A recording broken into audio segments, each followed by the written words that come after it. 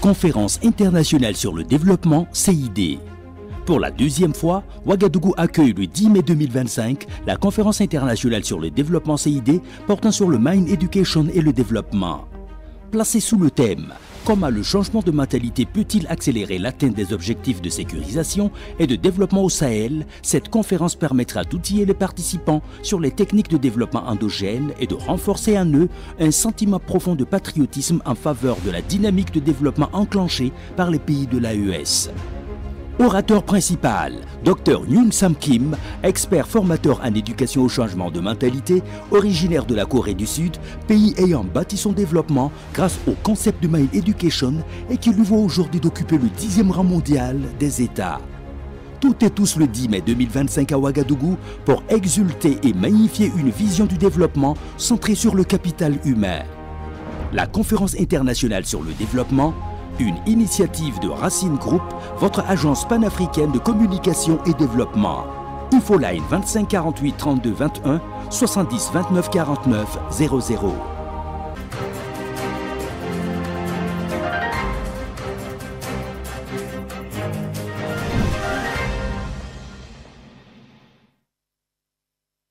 Bonsoir à tous et bienvenue sur Faso Green TV. Les titres. Roger Barrot, ministre en charge de l'Environnement, a montré son engagement patriotique ce mardi 18 mars 2025 en payant ses impôts. Comme lui, plusieurs fonctionnaires et collaborateurs de son département ont emboîté le pas. Invité à leur donner à tous les citoyens de s'acquitter de leurs taxes fiscales, la preuve de patriotisme. Aussi, dans ce journal, Madame, Monsieur, nous parlerons de la clôture du projet Planète Gold. Afin de dresser le bilan de sa mise en œuvre, les membres du comité technique de suivi ont tenu ce 18 mars 2025 à Ouagadougou leur 9e session. L'objectif étant de promouvoir le traitement du minerai sans mercure.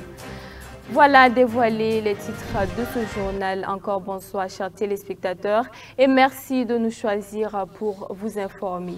Je vous le disais à l'instant, Roger Barrot, le ministre de l'Environnement, de l'Eau et de l'Assainissement, a montré son engagement patriotique en payant ses impôts dans la matinée du 18 mars 2025 au sein de son département.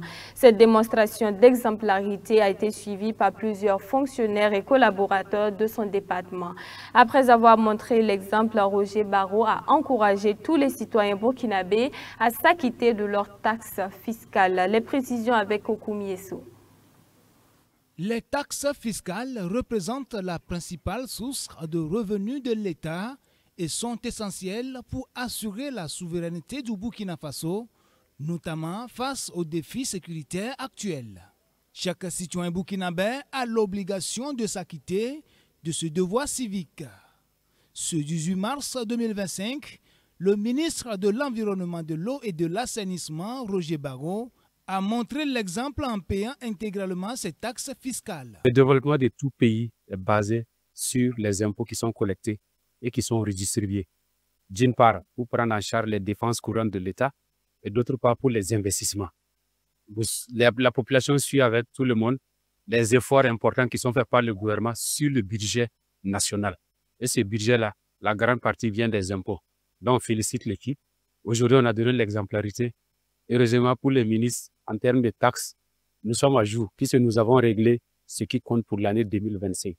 Donc, il n'y a pas de pénalité, il n'y a pas de retard. Donc, c'est d'encourager tout le monde à s'acquitter de ces impôts à bonne date et de contribuer ainsi au développement du pays. Parce que l'impôt qui est collecté sera investi au Burkina Faso. Les taxes actuellement concernées sont la taxe de résidence, celle sur les véhicules à moteur et celle sur les armes. Conformément à cela, il existe des processus à suivre selon le coordonnateur des journées de l'exemplarité fiscale. Pour ceux qui sont déjà imposés, qui sont dans notre système, quand ils viennent, on demande une ancienne quittance pour pouvoir les retrouver dans notre base. Pour ceux qui viennent pour la première fois, ils remplissent une déclaration et sur la base de cette déclaration, nous faisons des impositions. Voilà. En ce qui concerne la taxe sur les véhicules à moteur, là, il suffit seulement d'apporter une copie de la carte grise du véhicule ou une ancienne quittance et vous avez, voilà, vous passez au niveau de la caisse et vous faites le paiement. Le ministre Roger Barrot a salué l'engagement continu de tout le personnel de la Direction générale des impôts dans la collecte des impôts essentiels au développement du pays. Il a également encouragé la diaspora burkinabé, ses collaborateurs et toute l'équipe du ministère de l'Environnement, de l'Eau et de l'Assainissement à remplir leurs obligations fiscales. Pour Roger Barreau, payer ses impôts est une manière concrète de démontrer son attachement à la mère patrie. Débuté en 2019, le projet Planète Gold arrive à échéance à la fin de ce mois de mars 2025. En vue donc de dresser le bilan de sa mise en œuvre, les membres du comité technique de suivi ont tenu ce 18 mars 2025 à Ouagadougou leur 9e session. Son objectif était de promouvoir le traitement du minerai sans mercure dans un contexte où l'exploitation artisanale de l'or et à petite échelle fait beaucoup recours à ces mesures pourtant dangereux, non seulement pour la santé de l'homme, mais aussi pour l'environnement. Mamadou Soiré. Le projet Planète Gold, mis en œuvre par Artisanal Gold Consult, arrive à terme en fin mars 2025. C'est donc à juste titre que les parties prenantes font le bilan de sa mise en œuvre à cette 9e session du comité technique de suivi qui fait office de clôture de ce projet. Financé par le Fonds pour l'environnement mondial, le projet Planète Gold avait pour objectif de contribuer à l'élimination du mercure et à l'amélioration de la chaîne d'approvisionnement de l'or issu de l'exploitation minière artisanale et à petite échelle. Et au soir de sa mise en œuvre, l'heure est à la satisfaction chez les acteurs. Les résultats nobles enregistrés portent sur l'amélioration de l'accès au financement formel par les artisans miniers, grâce à la mise en place d'un mécanisme de facilitation de l'accès au financement dénommé le Fonds d'appui au secteur minier artisanal. La contribution à la réduction de l'utilisation du mercure. Tout au long des années de mise en œuvre, nous avons pu capitaliser, selon les méthodes de calcul reconnues par Planète Gold au niveau global, 256 kg de mercure sur la chaîne d'approvisionnement de l'EMAP. Ce projet Planète Gold, qui a démarré en 2019, a été initié par le ministère en charge de l'Environnement en vue de permettre au Burkina Faso de se conformer aux dispositions de la Convention de Minamata sur le mercure, notamment en réduisant ses rejets et émissions dans le secteur de l'exploitation minière artisanale et à petite échelle.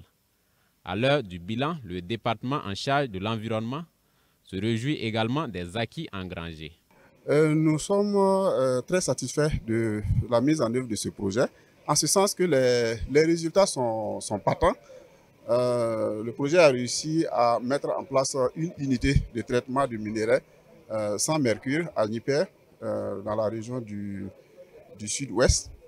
Donc le projet a permis également la création d'un fonds d'appui au secteur de l'EMAPE. Le projet a participé également à la formation de 7 coopératives en matière de plan d'affaires. Donc ça, c'est des résultats hautement importants pour le ministère. Et donc ça participe globalement à la mise en œuvre de la Convention de Minamata sur le mercure. Le projet Planète Gold a également contribué à la professionnalisation des acteurs et du secteur à travers la mise en place de 2 référentiels de formation professionnelle au métier d'artisan minier qualifiés en technologie sans mercure. Et ces formations ont permis la certification de 159 artisans miniers. La tribune du Faso.net lance la première édition du Forum des nouveaux médias qui se tiendra du 3 au 5 avril 2025 à Ouagadougou. C'est au cours d'une conférence de presse tenue ce 18 mars 2025 que l'information a été donnée. Ce rendez-vous se veut un cadre d'échange et de partage d'expériences avec des journalistes, des communicateurs, des techniciens et toute personne dans le domaine des nouveaux médias. Colette Iboudou pour le compte-rendu. Les grandes lignes de la première édition du Forum des nouveaux médias, déclinées à cette conférence de presse animée ce 18 mars 2025. Ce forum, qui se veut comme une tribune de partage d'expériences et de promotion de la bonne utilisation des nouveaux médias, est une idée du quotidien d'information La Tribune du Faso. Première du genre dans l'univers des rencontres au Burkina Faso, le Forum des nouveaux médias se veut un cadre de partage d'expérience qui réunira dans la capitale burkinabé des journalistes, des communicateurs, des techniciens, des experts, des chercheurs et des investisseurs dans le domaine des nouveaux médias. Entendons par nouveaux médias tous les médias diffusés sous forme numérique ou encore toutes les formes de communication liées à l'Internet. Gestion des nouveaux médias dans le contexte de lutte contre le terrorisme, enjeux et perspectives, c'est le thème retenu pour cette première édition du Forum des nouveaux médias. Un thème interpellateur selon Marcus Kwama, au regard de la situation sécuritaire difficile que traverse le pays depuis plusieurs années. Les nouveaux médias sont devenus une source d'information quotidienne pour la majorité des Burkinabés grâce à leur accessibilité et leur flexibilité. Bien encadrés et mieux fournis en contenu de qualité, ces médias peuvent contribuer à véhiculer des messages d'espoir et contribuer véritablement au retour de la paix. D'où le sens du choix de ce thème central à cette première édition des nouveaux médias. Plusieurs activités sont donc au programme de cette première édition du Forum des nouveaux médias. 2 jours durant, il s'agira pour les participants de suivre des communications, des formations en intelligence artificielle et prendre part à des conférences entre autres. Des sous-thèmes seront développés sous forme de conférences et de panels par des experts nationaux et étrangers. Ils s'articuleront autour des thématiques principales suivantes. La régulation des nouveaux médias dans le contexte sécuritaire. Quel modèle économique pour les nouveaux médias au Burkina Faso? Éducation des enfants aux nouveaux médias et protection de l'environnement, sécurisation des plateformes numériques. En plus des communications, des séances de formation sur l'intelligence artificielle seront initiées au profit des journalistes. Des rencontres B2B, un match de gala qui va opposer les médias et les FDS, des expositions et des visites de centres sont également au programme de cette édition. Ce premier forum des nouveaux médias se tiendra du 3 au 5 avril 2025 au Palais de la Culture et de la Jeunesse Jean-Pierre Guingané. L'appel est donc lancé depuis cette conférence de presse à tous les professionnels des médias et ceux qui évoluent dans les métiers numériques à prendre part à ce premier rendez-vous qui met en avant la promotion des bonnes pratiques d'utilisation des nouveaux médias. Et c'est ainsi que prend fin ce journal. Merci à tous de l'avoir suivi. N'oubliez pas de visiter nos différentes plateformes, de vous abonner et de laisser un like. Le site web c'est www.fasogreenTV.net. Au revoir et à demain pour une nouvelle édition.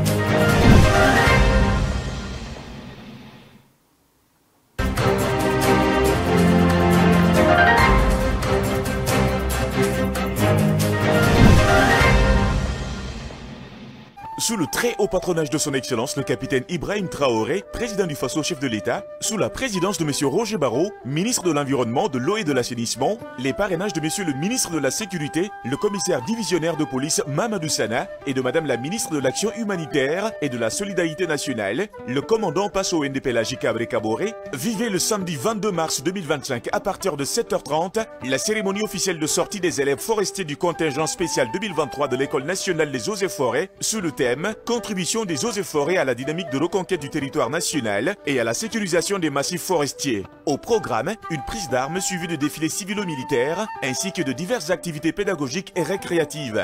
Amis et sympathisants de la nature, faites le déplacement de l'École nationale des eaux et forêts à Denderesso pour découvrir son cadre enchanteur, son environnement atypique, la spécificité et la diversité des compétences qu'elle met au service de la nation.